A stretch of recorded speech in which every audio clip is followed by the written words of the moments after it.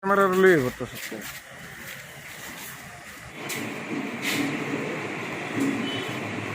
কালকে আনুমানিক 1:45 নাগাদ রাত্রি আমরা একটা সিক্রেট ইনফরমেশনে একটা খবর পাই যে কিছু ফেক কারেন্সি নিয়ে দুইজন একটা মোটরসাইকেল নিয়ে বেলাবর বাগান টিলার দিকে আসছে।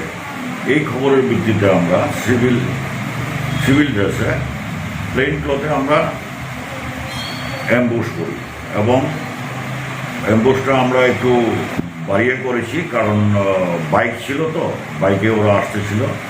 তো অ্যাকর্ডিংলি আমরা আমাদের অ্যাম্বুশে যখন ওরা ঢুকে গেছে তখন আমরা তাদের কর্ডন করে ফেলি। কর্ডন করে আমরা তাদের সার্চ করি এবং তাদের সঙ্গে আমরা টোটাল 40,000 ফেক কারেন্সি, ইচ 2,000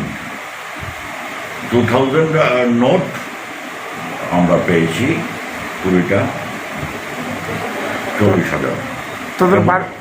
একটা মোটর বাইক সিজ হয়েছে এবং দুইজনেই অ্যারেস্ট হয়েছে।